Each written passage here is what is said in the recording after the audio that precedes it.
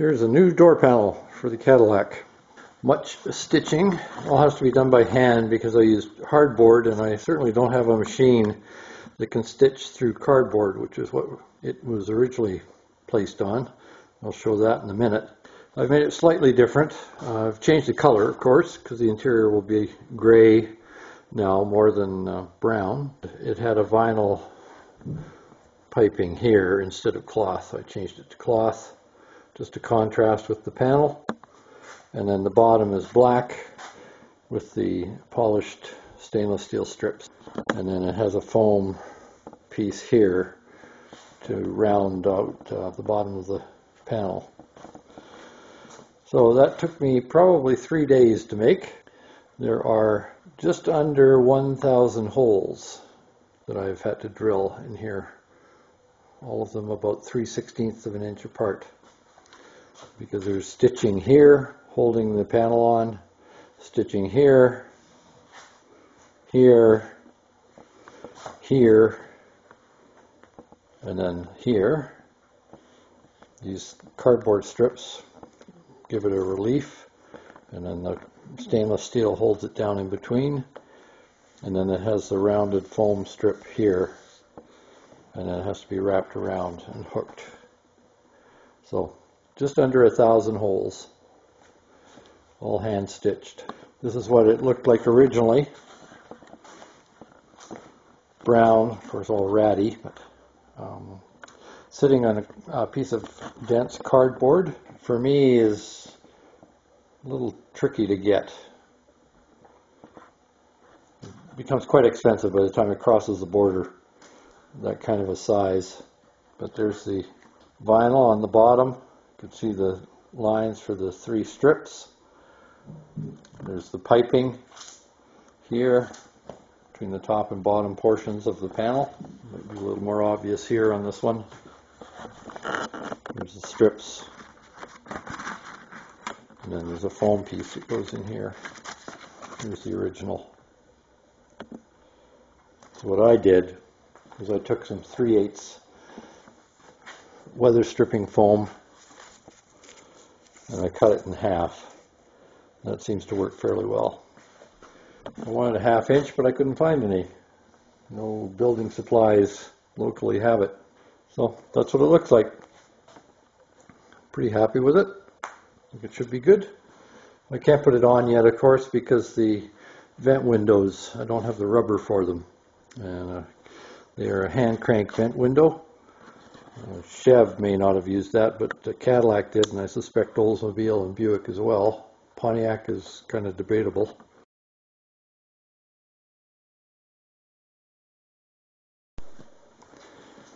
So since I've done one, I now consider myself an expert. So this is how I made it. I started with this portion here, sewing it in, because that's where the fabric seam is. The divider, the piping. That's the most critical point. Then I'll sew in that part, make adjustments for height. Then comes the vinyl and the top in no particular order.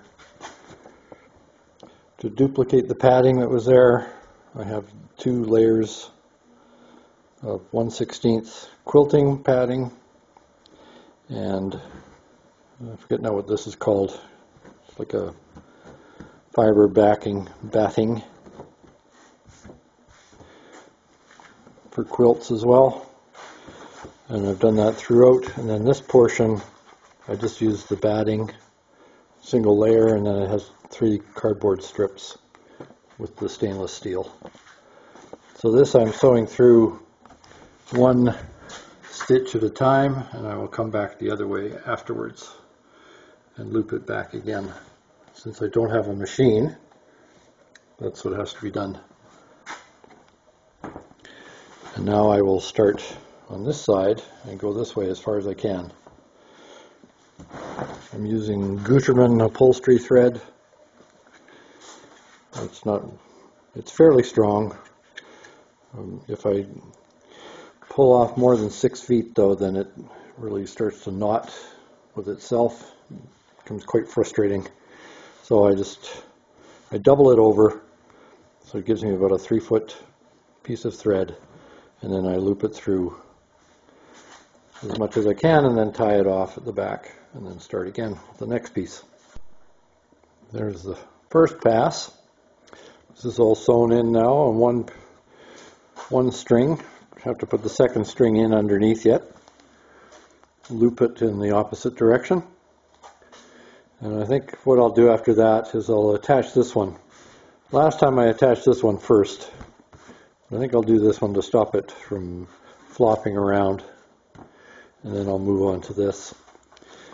And because it's a little bit off for location here, I found with the other one too, I had to double this over like that.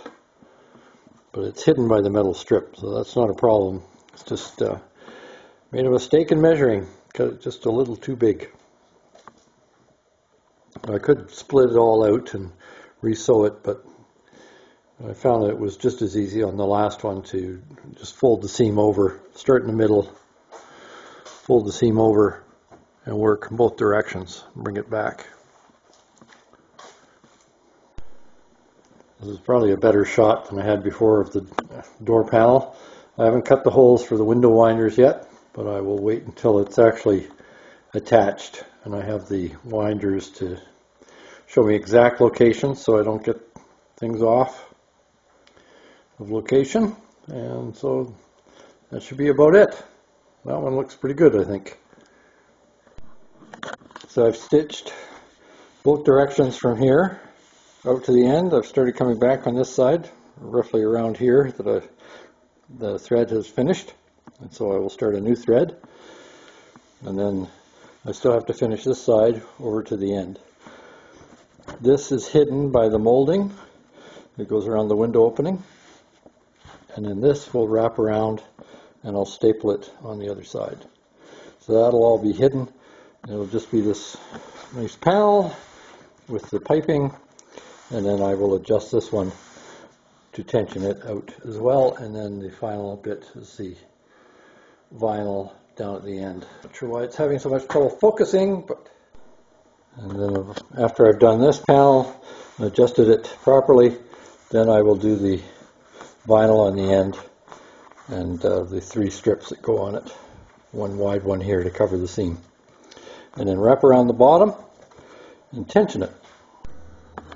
So working on the bottom portion, first thing I do is I sew a loop through to line this up with the actual line of the top of the vinyl, and then when I pull that tight, then I can see how much this has to be tensioned, and then I will fold over the right amount and run a needle up through there, and then I will continue on with that, pulling it through.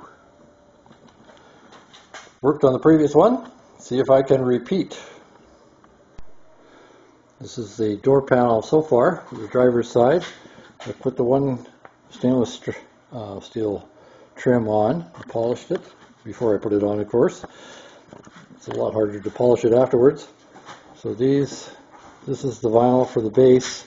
This little wrinkle here will pull out. I'm not worried about that. And there's supposed to be spacer strips run through here with these strips, 2 of those running down to the bottom, and then stitched along the bottom here with a contour that's inserted. Yesterday I went to put these on and I realized some were already missing, but mostly they were well corroded. You can see some of them are actually quite thin on the base. So when they get straightened, they break off. So this one is not the worst one, but it has 1, 2, 3, 4, 5, 6, 7, 8 nails that are broken off. And I was wondering how I was ever going to replace those. I have developed a method. Probably not news to some of you, but to me, it's a eureka moment. Show you what I did.